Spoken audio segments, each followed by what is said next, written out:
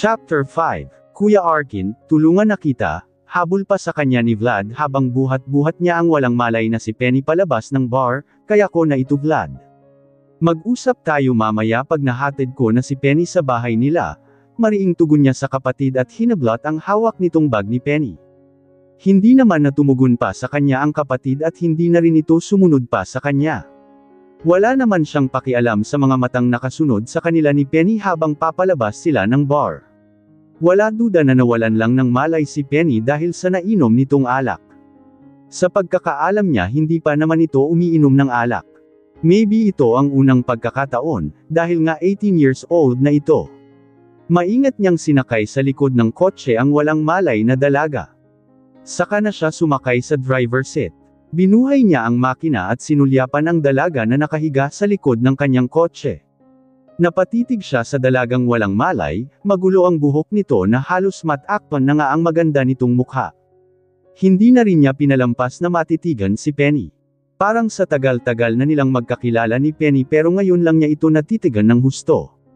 Napakaganda ni Penny, at habang tumatagal niya itong tinatitigan lalo itong gumaganda sa kanyang paningin.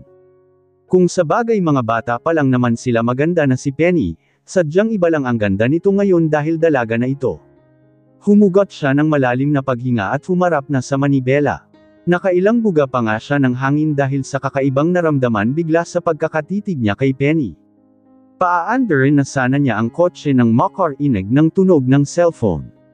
Sinilip niya ang cellphone niya, hindi naman iyon ang tumutunog. Saka siya napasulyap sa maliit na bag ni Penny na nasa passenger seat. Mukhang doon nagmumula ang ring mag-cellphone. Dinampot niya ang bag ni Penny at binuksan iyon. Cellphone nga nito ang tumutunog. Mommy ang nabasa niyang nakalagay sa screen. Mukhang ang memi ni Penny ang tumatawag rito. Kung sa bagay madaling araw na at hindi pa nakakauwi si Penny, marahil nag-aalala na ang mommy nito kay Penny, kaya naman sinagot na niya ang tawag para siya na ang kumausap sa mommy ni Penny, at sabihing ihahatid na niya si Penny sa bahay ng mga ito. Hello po, tita, si Arkin po ito, pakilala niya sa kabilang linya. Arkin, magkasama kayo ni Penny? Tanong ng mommy ni Penny. Yes, po tita, tugon niya. Ah, buti naman at kasama mo siya, asaan siya bakit ikaw ang sumagot sa cellphone niya? Yuzis ng mommy ni Penny. Tita, hindi niya malaman ang sasabihin sa mamang ni Penny. Sinulyapan pa niya si Penny na umungol mula sa pagkakahiga at gumalaw. Mukhang nagkakamalay na ito. Tita ano po kasi, saad niya hindi na naman niya malaman kung paano sasabihin na lasing ang dalaga, baka kasi isipin na may kinalaman siya sa pagkakalasing ni Penny. May nangyari ba kay Penny, Arkin? Tanong ng mommy ni Penny. Nahimigan niya ang pag-aalala sa tinig ng ginang. Ah, tita wala naman po. Okay lang po si Penny, kailang po medyo nakarami po yata siya nang nainom. Paliwanag niya. Nako ang batang iyan. Lasing ba? Tanong nito. Opo tita, tugon niya. Di bale na ako na ang magsisermon sa kanya, saad nito. Ihahatid ko na po siya sa bahay niyo, sabi naman niya. Huwag Arkin. Pidgel sa kanya ng mommy ni Penny na kinagulat pa niya. Huwag mo muna siyang luwi dito ng lasing, baka mapagalitan siya ng daddy niya. Kung okay lang naman sa iyo Arkin, sa iyo, na muna siya magpapalipas ng gabi, saad nito sa kanya na kinagulat niya. Ano o, bulalas niya sa kausap. Magagalit ang daddy niya pag nakita siyang lasing. Much better na sa bahay mo na muna siya magpalipas ng gabi ngayon, tugon ng mommy ni Penny. Napalunok siya at sinulyapan si Penny na tulog sa likuran ng kotse niya.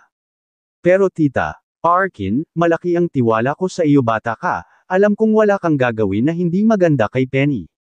O kung matukso man kayo ni Penny. Wala din naman problema iyon, dahil sa susunod na buwan ikakasal na rin naman kayo, mahabang litanya sa kanya ng mommy ni Penny. Nagbukas siya ng bibig pero walang salitang lumabas sa kanya. Agad naman ang nagpaalam sa kabilang linya ang kausap bago pa siya makapagsalita muli. Napatulala naman siya nang wala na ang mommy ni Penny sa kabilang linya. Hindi nga niya alam kung ano nga ba ang napag-usapan nila ng ginang. Basta ang natatandaan niya, sa condo unit niya magpapalipas ng gabi si Penny ngayon. Oh shit mura niya. Wala naman siyang choice, wala siyang ibang pagdadalhan kay Penny sa ganitong sitwasyon niya. Pwede niyang dalhin ang dalaga sa hotel nila, pero hindi naman niya kayang iwan mag-isa ito sa ganitong wala itong kamalay-malay at lasing na lasing pa. Konsensya pa niya kung may mangyaring masama kay Penny kung iwan niya ito mag-isa. Okay fine, bulang niya matapos mabuo sa isip ang mga dapat niyang gawin. Luuwi niya si Penny sa kondo niya. Makalipas ang halos 15 minutos na biyahe nakarating na sila sa condominium na kanyang tinutuluyan. Pag-alaw-galaw na rin naman si Penny, mukhang magkakamalay na ito maya-maya lang. Penny, Penny, tawag niya sa dalaga sa heyugyog sa balikat nito. Pero wala itong response sa kanya kaya naman binuhat na lang niya muli ang dalaga. Buhat-buhat niya si Penny mula sa parking lot, sumakay sila sa elevator paakyat sa kanyang unit. Hindi naman niya napigil ang sulyapan ng magandang mukha ni Penny habang wala pa rin itong malay, saka siya napapailing ng ulo. Pagpasok sa condo unit niya sa silid niya agad tinuloy si Penny at inihiga ang dalaga sa malaking kama niya roon. Mukhang sa sala siya matutulog ngayong gabi. Kahit malaki naman kasi ang kama niya hindi sila pwedeng magtabi ni Penny sa pagtulog. Arkin ungol ni Penny nang may higa na niya ang dalaga sa kama. Matulog ka na Penny, sobrang lasing muna, he said habang inaalis ang kamay niya mula sa katawan ng dalaga. Arkin, ungol nito sa pangalan niya at kinawit pa nito ang mga kamay sa batok niya kaya naman napasubsob pa siya malapit sa mukha ng dalaga. Buti na lang at napigilan niya ang kanyang sarili, kung hindi susubsob siya sa labi ni Penny at tiyak na mahahalikan niya ang dalaga. Tuldok. Arkin tawag na naman nito sa kanya at nagbukas ng mga mata. Mapupungay ang mga mata ni Penny. Halatang lasing na ito. Hindi niya alam kay Vlad kung bakit nito hinayaang malasing ng ganito si Penny, alam naman nitong hindi pa ito sanay sa pag-inom ng alak. Wala naman siyang ibang dapat sisisihin sa nangyari kay Penny, kundi si Vlad, para saan pa ang magkasama ang dalawa kung hindi rin naman pala babantayan ni Vlad ng mabuti si Penny. You should sleep, Penny, sobra na ang kalasinggan mo, he said at pilit inaalis ang mga kamay ng dalaga gamit ang isang kamay niya. Sleep with me, Arkin, malinaw na sabi nito habang nakatingin sa mga mata niya. Alam niyang sa sobrang kalasinggan nito kaya kung ano-ano na ang sinasabi nito sa kanya. At tiyak na kahit sino pa ang kaharap nito ngayon ay ganun rin ang sasabihin nito, layan ang epekto ng alak sa mga babaeng hindi pa kayang kontrolin ang alak sa tiyan kaya umaakyat sa may ulo ng mga ito. Hindi na siya magtataka kung bakit maraming kabataan ang napapahamak, basta kasi may alak nakakalimot na ang mga babae. No, Penny, magpahinga ka na, Marlang saad niya sa dalaga. Kailangan niyang makalayo na kay Penny dahil baka madala siya sa panunukso ng dalaga. Lalaki lang siya at hindi siya santo, madali siyang matukso, lalo na't ganito kaganda kay Penny. Please, Arkin just one night. Ngayong gabi lang pakiusap pa sa kanya ni Penny at muli nitong hinayla ang kanyang batok. This time nawalan siya ng balanse kaya bumagsak siya sa katawan ni Penny. Buti na lang at napigilan niya ang kanyang bigat kung hindi masasaktan niya ang dalaga. Nanlaki naman ang kanyang mga mata nang maglapat ang mga labi nila ni Penny. Tinignan niya ang dalaga na nakapikit ang mga mata habang nakalapat ang labi niya rito. Mabilis naman siyang kumilos palayo sa dalaga. Nagawa niyang makalayo kay Penny, dahil parang nawalan na naman ito ng malay o tuluyan na itang nakatulog. Umura niya at hinaplos ang labi. Masakit ang kanyang ulo nang imulat niya ang kanyang mga mata at inikat iyon sa paligid. Napakunot ang kanyang noo nang hindi pamilyar sa kanya ang silid na kinaroroonan niya. Nasaan ako? Bulong na tanong niya sa sarili at sinalo ang nananakit na ulo. Anong nangyari kagabi? Tanong niya ulit at tinignan ang kumot na nakabalot sa kanyang katawan. Kinabahan siya, kumabog ang kanyang dibdib, nakaramdam siya ng takot para sa sarili. Bumangon siya mula sa pagkakahiga at naupo sa kama habang mahigpit ang hawak sa kumot niya na halos basa baba na niya. What if? Tanong niya sa sarili. Saka pinaikit niya ng mariin ang mga mata pilit inaalala ang nangyari kagabi. Kung sino ang huling kasama niya at paano siya nakarating sa silid na ito. Tuldok. Arkin. Bulalas niya nang maalala na si Arkin ang huling lalaking nakasama niya. Sa pagkakaalam niya bago siya nawala ng malay sa loob ng bar na salo siya ni Arkin at iyon na ang huling alaala niya. Tama si Arkin ang kasama ko, she said at sinulyapan ang kumot na NAKATAKI sa kanyang katawan. Lakas loob niyang inangat iyon para makita kung may suot pa ba siya. Nakahinga naman siya ng maluwag nang makitang suot pa rin niya ang suot niya kagabi. Of course, bulong niya. Of course si Arkin ang kasama niya kay imposibleng may mangyari sa kanila, bulong pa rin niya sa sarili. Masyadong gentleman si Arkin para galawin siya o gawa ng kung ano habang wala siyang malay. Isa pa ikakasal naman na sila kay Arkin pa rin naman siya mapupunta sa nuli. Baka nga pag kinasal na sila hindi pa rin siya magawang angkinan ni Arkin sa sobrang pagka-gentleman nito. We'll see na lang after the wedding. Nagbuga siya ng hangin at tiningala ang puting kisame. Iniisip naman niya ngayon kung bakit hindi siya inihatid ni Arkin si bahay nila, at bakit siya nito dinala dito. Nagpahinga lang siya saglit at saka na siya bumaba ng kama. Sinulyapan ang sarili sa salamin. Okay naman siya, maganda naman siya kahit wala pang hilamos. Naglakad siya patungo sa pintuan at dahan-daang binuksan iyon, maingat rin siyang sumilip sa labas baka kasi naroon si Arkin. Kondo, bulong niya nang mapagtanto na siya kung saan siya dinala ni Arkin kagabi. Oo nga pala, wala pang sariling bahay si Arkin at sa condominium ito nanunuluyan. Hindi rin naman siya sa hotel ng pamilya nito dinala kundi sa condo unit nito mismo. Maingat niyang sinara muli ang pintuan at lumakad patungo sa sala. Baka naroon si Arkin at hinihintay lang siyang magising. Penny, gising ka na pala, nagulat pa siya nang marinig ang tinig ni Arkin. Napapitlag siya at muntik nang mapasigaw sa pagkakagulat. Napahawak pa siya sa dibdib nang harapin si Arkin sa sobrang pagkagulat. Arkin, good morning, yuto niyang bati kay Arkin. How's your sleep? Arkin asked her. Okay naman, kabado niyang tugon rito, napansin niyang nakabihis na ito at mukhang papasok ito sa opisina. Good. So, are you ready to go? Arkin asked her. Saan tayo pupunta? Tanong niya. Sa ibaba na lang tayo mag-almusal and after that ihahatid na kita sa bahay niyo, tugon sa kanya ni Arkin. I have a meeting today, kaya we need to hurry. Dagdag pa nito. Tugon niya at nagpaalam na pupunta muna sa banyo. Wala kasing banyo sa loob ng silid na kinaroroonan niya kanina. I'll wait you here, sabi naman ni Arkin sa kanya at nagmamadali na siyang lumakad patungo sa banyo na tinuro ni Arkin sa kanya. Nagbuga siya ng hangin nang makapasok sa loob ng bathroom at sumandal sa likod ng pintuan. Anong sasabihin ko kay Arkin? Tanong niya sa sarili.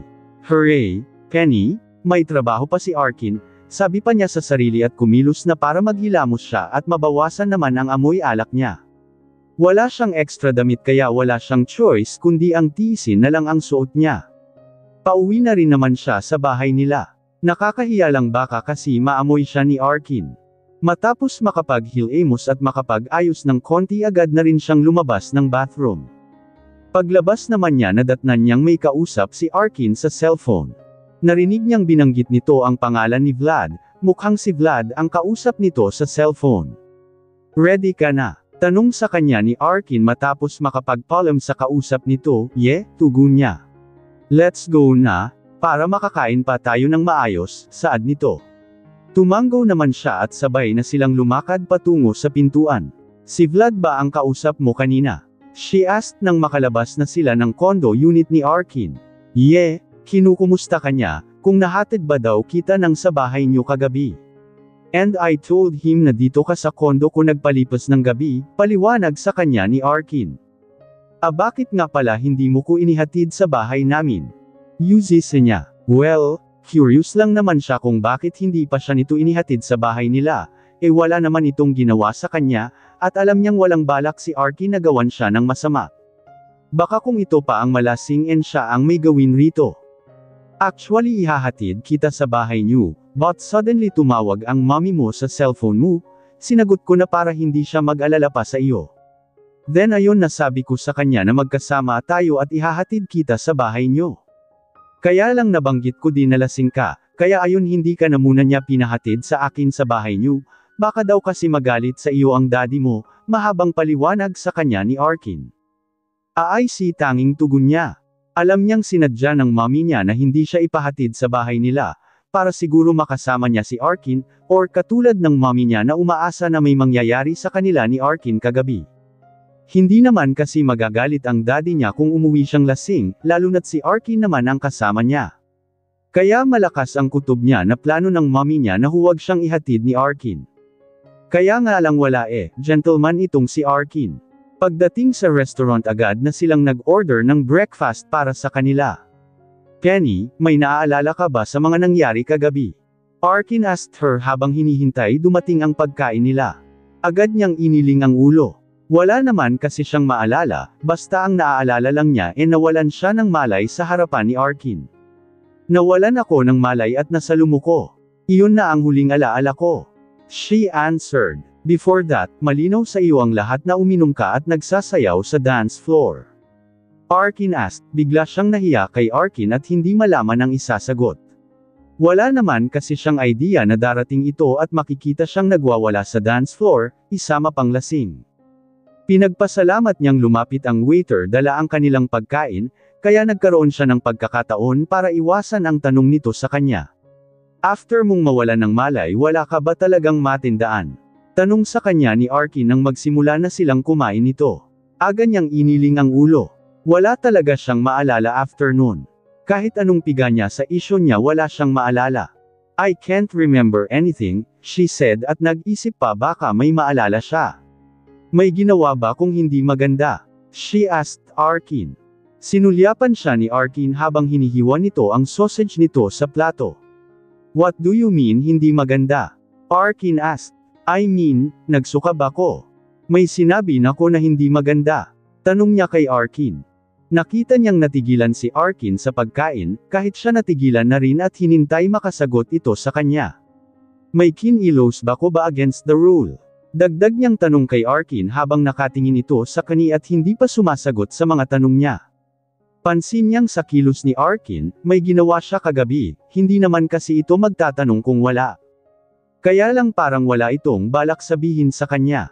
Nakatingin lang kasi ito sa kanya, habang siya naghihintay ng isasagot nito. Arkin, may ginawa ako no? Tanong niya rito. Alam niyang ang makita pa lang siya ni Arkin na umiinom ng alak at pa-party-party na turn off na ito sa kanya. Baka nga pati ang kasal nila sa weekend hindi na nito ituloy pa. At lalong hindi nito ipagpapalit sa kanya ang girlfriend nito. Hindi nakaligtas sa kanya ang paghugot ni Arkin ng malalim na paghinga bago siya nito sinagot. Wala naman, Penny, tanging tugon nito sa kanya at tinuloy na nito ang pagkain. Napakagatlabi siya at nagyuko na rin ng ulo. Tinuon ang atensyon sa pagkain. Natatakot na siyang magtanong baka kasi malaman pa niya ang mga nakakahiyang ginawa niya kanina. Sa pag-iwas pa lang ni Arkin at mga tingin nito sa kanya ramdam niyang may ginaw siyang hindi maganda habang lasing siya.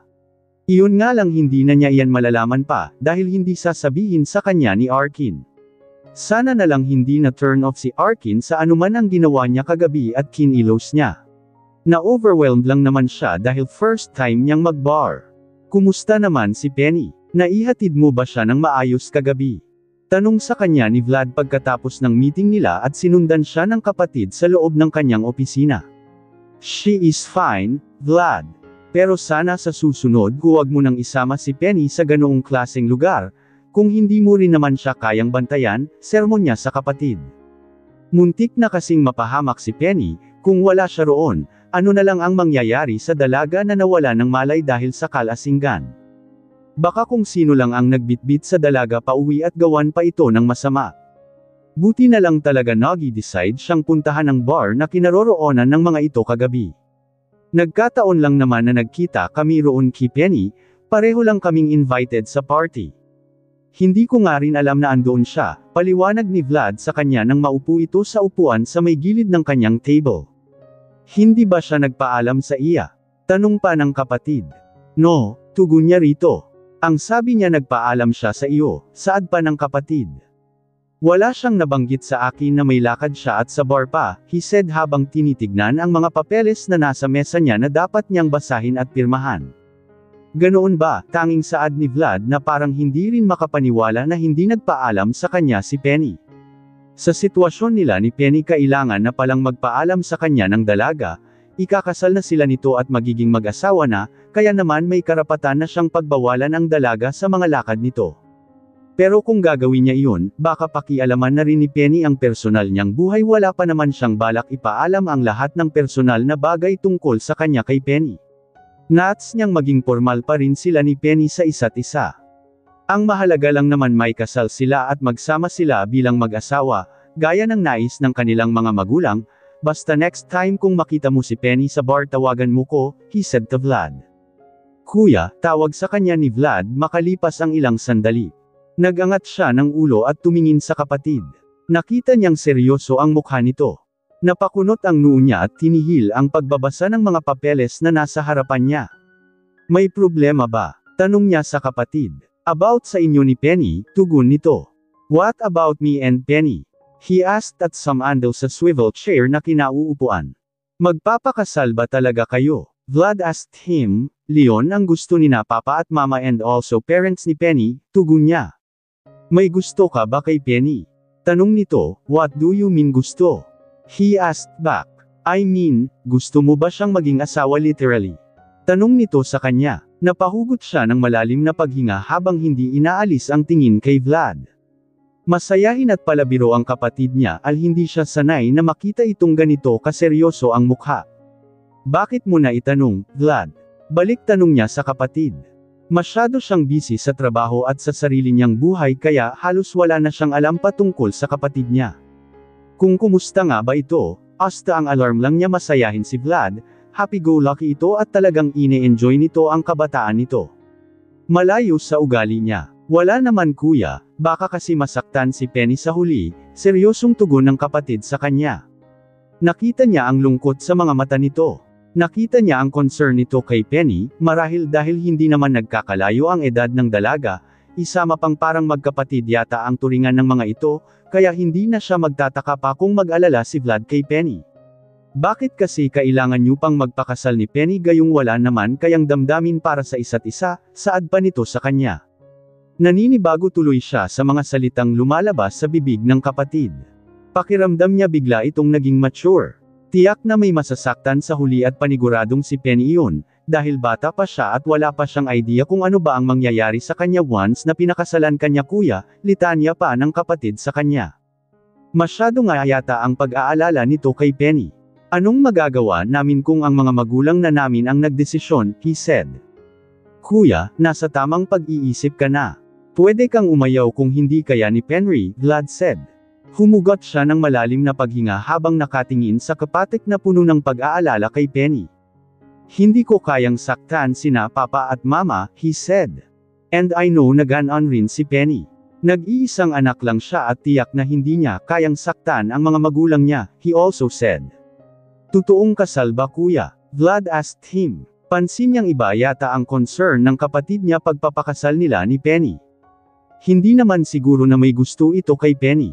Concern lang sana ito bilang kapatid kay Penny, at wala nang ibang dahilan pa. Parang napaka-komplikado ng lahat kung may gusto si Vlad kay Penny at pagkatapos sa kanya ipapakasal si Penny. Kilala mo si Papa, hindi ko siyang kayang lokohin sa anumang bagay.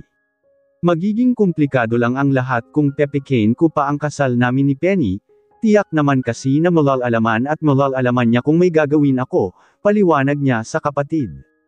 Well, I hope hindi masaktan si Penny, Vlad said. Hindi niya nagawang tumugon sa kapatid. Hindi kasi niya maipapangako na hindi masasaktan si Penny sa pagpapakasal nilang ito, lalo na aware si Penny about Jackie na hanggang ngayon ay hindi pa niya ma-let go. Matapos nilang mag-usap ni Vlad, nagpaalam na rin ito sa kanya. Muli bago umalis ang kapatid, pinagbilinan niya muli ito na iiwas si Penny sa bar at alak. Nangako naman ang kapatid na hindi na mauulit pa iyon. Sa obrang kalasinggan nga ni Penny, hindi lang ito nawala ng malay, wala din itong maalala sa kung ano ang nangyari sa kanila at mga sinabi nito sa kanya kagabi. And also hindi rin maalala ni Penny na hinalikan siya nito sa labi. Given naman na paglasing ang isang tao, mapusok ito at hindi nito alam ang ginagawa. Kaya ganoon ang naging attitude ni Penny kagabi, kaya dapat na hindi na maulit pa ang pag-inom ni Penny ng alak dahil nawawala ito sa sarili at walang maalala. Saktong patapos na siya sa kanyang mga trabaho nang dumating sa opisina niya ang kaibigan niyang si Jiwo. Napadaan ka? Tanong niya sa kaibigan nang mapaupo ito. Nag-golf ako sa ibaba para makapag-relax, kaya naisipan ko ng pasyalan ka, tugon ni Jiwo sa kanya. I see, hindi mo sinabi sinabayan sana kita sa laro, tugon niya sa kaibigan. Next time, saad naman nito. By the way, tuloy na ba ang kasal this weekend? Tanong ni Jiwo sa kanya. Alam ni Jiwo ang tungkol sa pagpapakasal nila ni Penny sa kaibigan nilang George this weekend. Si Jiwo nga ang kinuhat niyang saksi. Yes, tuloy na, tugan niya. Alam na ba ni Jackie? Jiwo asked. Not yet, amin niya sa kaibigan. Wala pa kasi siyang nababanggit sa nobya, baka kasi magwala lang si Jackie at magkagulo pa. Kailan mo balak sabihin sa kanya? Jiwo asked. Pag okay na ang lahat, tugon niya. Although wala siyang balak sabihin kay Jackie ang lahat sa takot na iwan siya ng nobya. Si Penny ang dapat mag-adjust sa sitwasyon nilang tatlo, hindi si Jackie. I hope maging pa ang lahat, Jiwo said.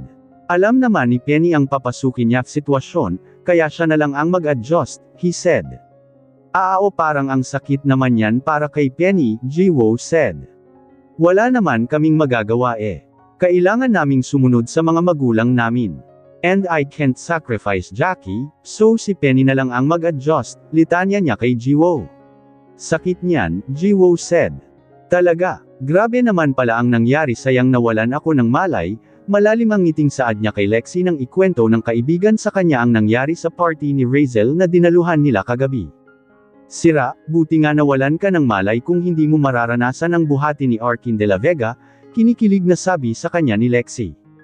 Oo nga no, at least naranasan ko, kinikilig niyang tugon sa kaibigan. So, tinamaan ka na agad sa kanya no? Biro pa ni Lexi sabay sagi sa balikat niya. Ngiti lang ang naging tugon niya sa kaibigan. Ayaw pa rin kasi niyang ipaalam ang lahat kay Lexi. Lalo na't alam naman niyang walang kasiguraduhan pa ang lahat sa kanila ni Arkin.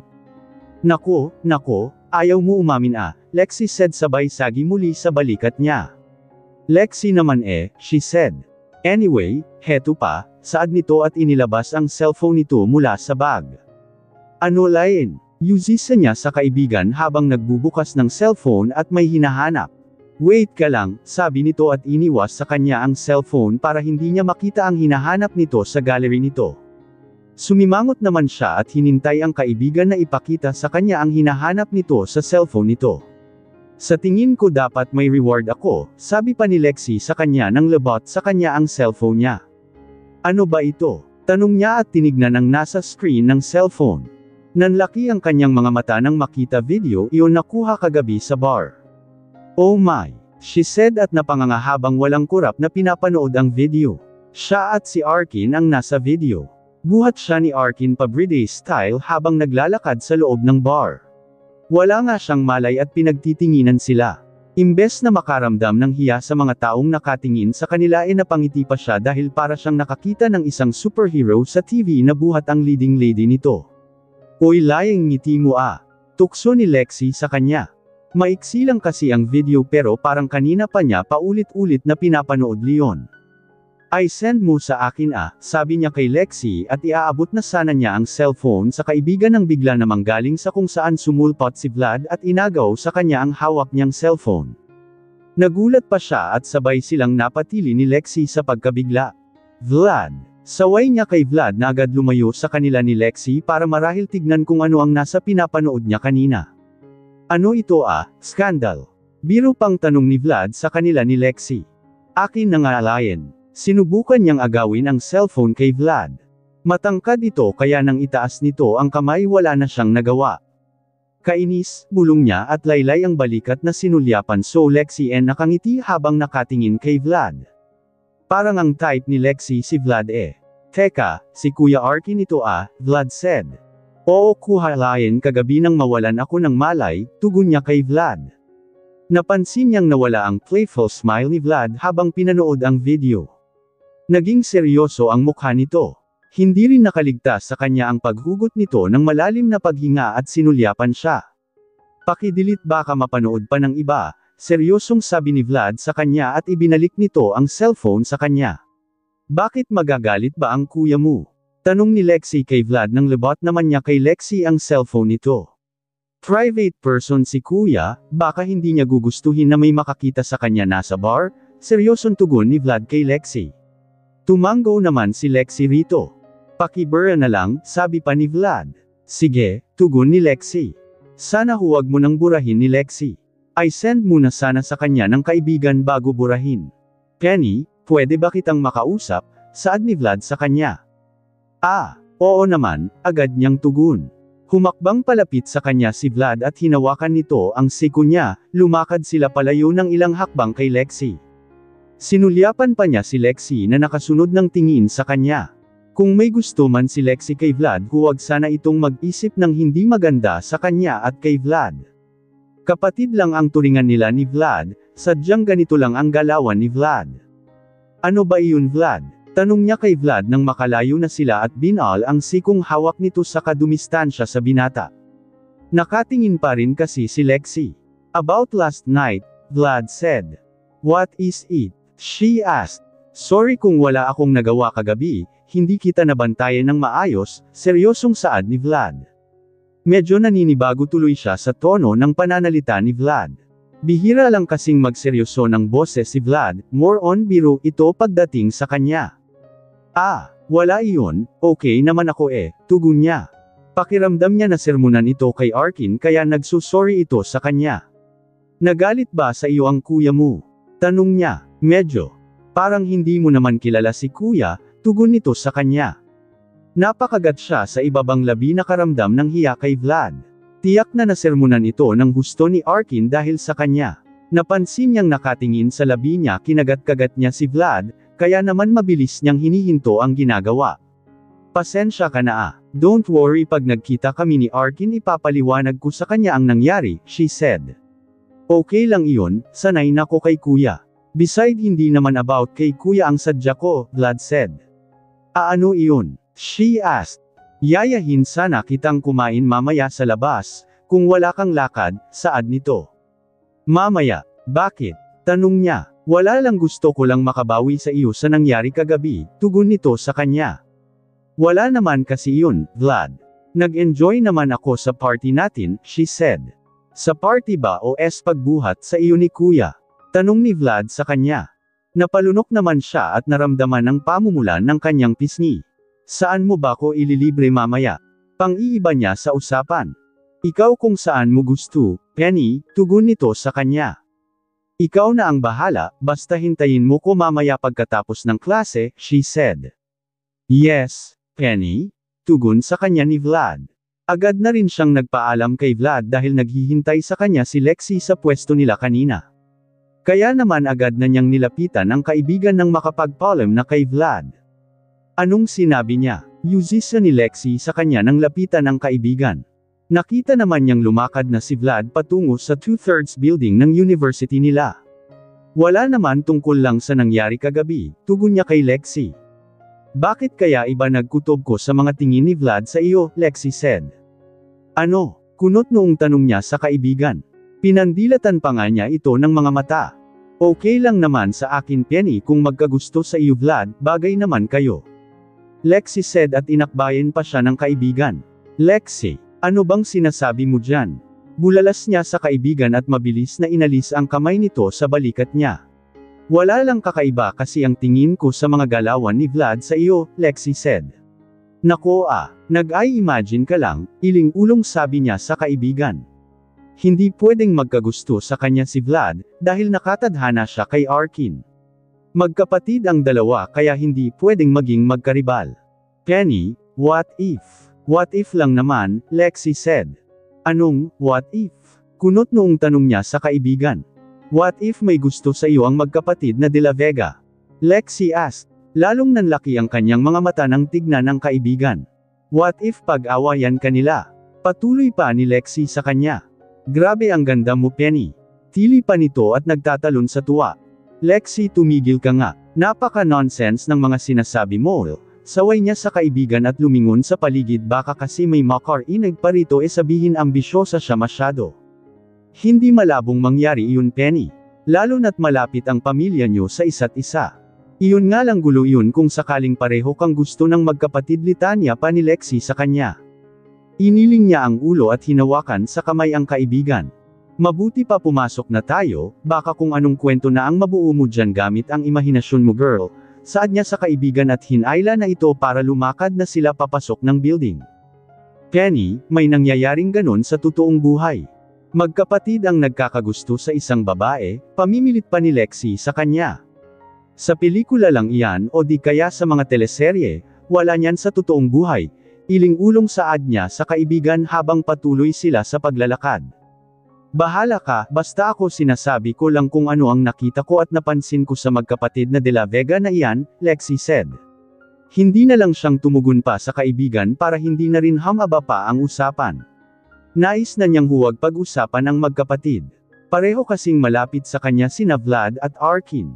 Pero syempre iba ang damdamin niya para kay Arkin. Kay Vlad naman kuya ito para sa kanya at alam naman ni Vlad na pinagkasundo na sila ni Arkin at ikakasal na rin. Thank you for coming, Arkin. Akala ko nga hindi ka nasisipot, malambing na saad sa kanya ni Jackal nang lapitan siya ng nobya pagkatapos ng show nito sa isang event. Tinawagan siya ni Jackie kanina kung pwede ba siyang umattend ng show nito after ng kanyang work. Nangako naman siya sa nobya na pupunta, iyon nga lang sa dami na rin ng kanyang ginagawa na late siya ng kaunti, halos patapos na ang show nang dumating siya. Ganoon pa man ang mahalaga naman nakarating siya. For you, he said sabay abot sa bouquet na binili niya para sa nobya. Thank you, pasalamat nito at agad siyang hinalikan nito sa pisngi. Bihira lang niya nagagawa ang ganito kay Jackie, hindi kasi siya sweet katulad ng ibang lalaki na laging may flowers and chocolates. Masyado din siyang busy kaya halos hindi na niya naide-date si Jackie. Gusto mo bang kumain sa labas? He asked habang palabas na sila sa event. Ham date ba iyan? Tanong ng nobya sa kanya. Of course, agad niyang tugon. Nais lang niyang bumawi sa nobya kahit papano. Gusto ko Lion, tugon nito at hawak kamay silang lumakad palabas ng event. Pagsakay nila sa kotse agad siyang sinunggaban ni Jackie at hinalikan sa labi.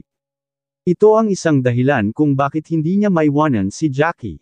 Napaka-hot ni Jackie at nagagawa nito ang lahat ng gusto niya at alam niyang hindi kayang gawin ni Penny ang mga ginagawa ni Jackie para sa kanya. Napaungol pa siya ng malaipat sa leeg niya ang labi ni Jackal. Naramdaman na rin niya ang kamay nito sa kanyang slacks. Oh Jackie, what are you doing? Ungol na tanong niya sa nobya. Mabilis lang ito, tugon ni Jackie sa kanya. You are so great, babe. Puri niya kay Jackal matapos siya nitong mapaligaya ng husto at siniil ng mapusok na halik sa labi. Walang duda na sa condo unit ni Jackie siya magpapalipas ng gabi after ng kanilang dinner. Sa kilalang restaurant sila nagtungo ni Jackie para mag-dinner. Madalas naman silang mag-dinner roon ng nobya dahil sa masarap na steak and wine. Pagpasok pa lang sa loob ng restaurant sinalubong na sila ng waiter na nakakilala sa kanila at inihatid sa table na naka-reserve para sa kanila.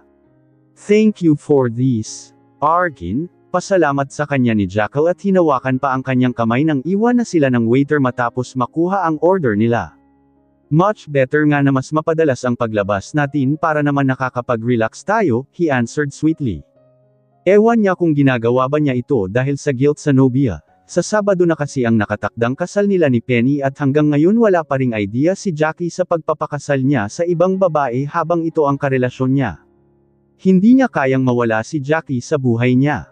Tanging si Jackie ang nakakapagbigay sa kanya ng init na kailangan niya sa kanyang katawan. Hindi rin naman nagtagal dumating na ang kanilang order at nagsimula na rin silang kumain habang nagkukwentuhan. Pumukaw naman sa kanyang atensyon habang kumakain ang dalawang bagong dating. Napakunot pa ang kanyang noo nang makita si Vlad kasama si Penny na kapwa pa nakangiti habang papalapit sa mesa ng mga ito.